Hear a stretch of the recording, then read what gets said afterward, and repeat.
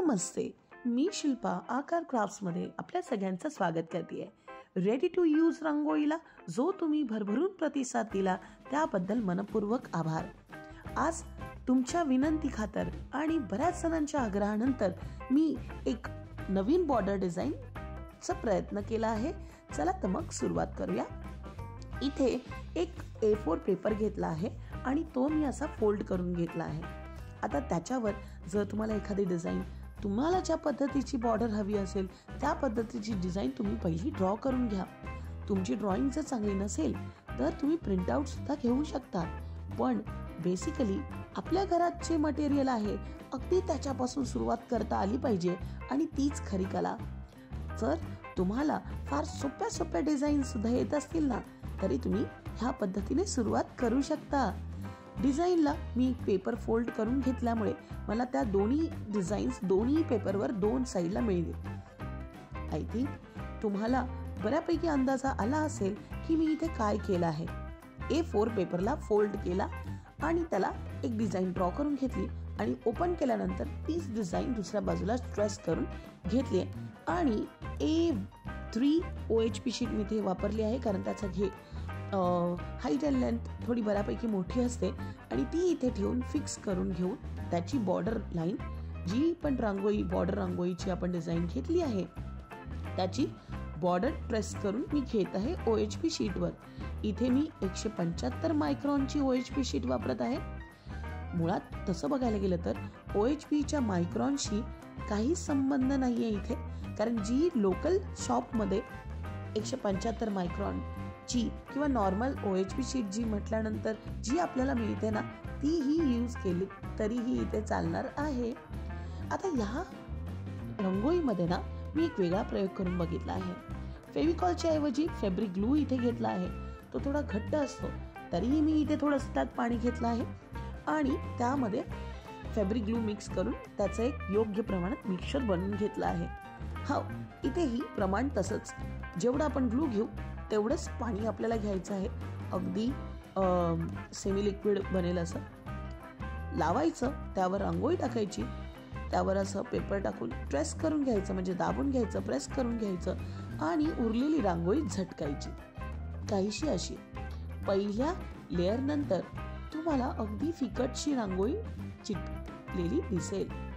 पण घाबरून जाऊ नका, मी इथे दुसरी लेअर आता करून घेत आहे.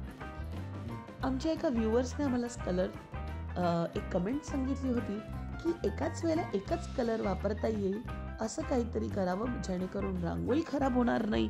व्हेरी गुड, खरंच ॲप्रिशिएबल आहे तुम्ही जे पण कमेंट्स आम्हाला करताय. आम्ही ह्या सगळ्या कमेंट्सना आमच्या व्हिडिओतून उत्तर देण्याचा नक्कीच प्रयत्न करू. आणि मला आता असं वाटतंय की तुम्ही आमचे व्हिडिओज पाहून नक्कीच प्रेरित व्हाल की घरच्या घरी खरोखर रेडी टू यूज रांगोळी आपल्याला बनवता येईल आणि तेही अगदी 30 ते 40 रुपयामध्ये.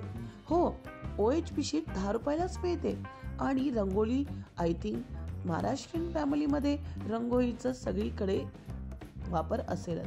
आता इथे बघा, इथे फेविकॉल लागला नाहीये, फेविकॉल म्हणजेच ग्लू लागला नाहीये आणि तोच जो काही फॅब्रिक ग्लू आपण वापरत आहे तर तुम्ही तो परत एकदा कोट मारा, तिथे रंगोळी टाका, एक्स्ट्रा रंगोळी झटकून टाका आणि इथे बघा पहिल्या लेअर नंतर मी जवळपास त्याला 20 ते 15 मिनिटं सुकून दिलं आणि दुसरा लेअर लावण्यासाठी मी त्यावर सारखं फेविकॉलच तोंडात येत आहे कारण मी आतापर्यंतच्या सगळ्या रेडी टू यूज रांगोळीमध्ये फेविकॉल वापरले.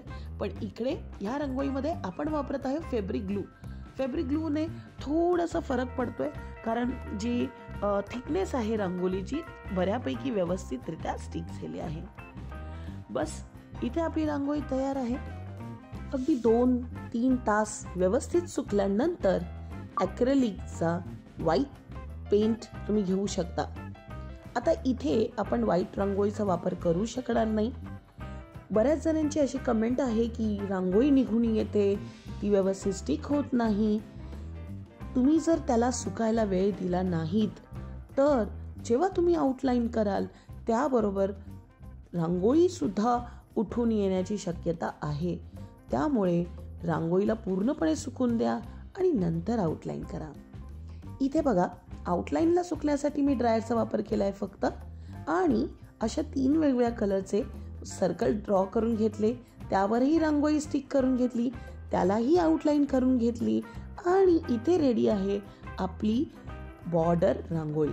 आता तुम्ही बोलाल की एकच डिझाईनमध्ये सगळं का नाही केलं?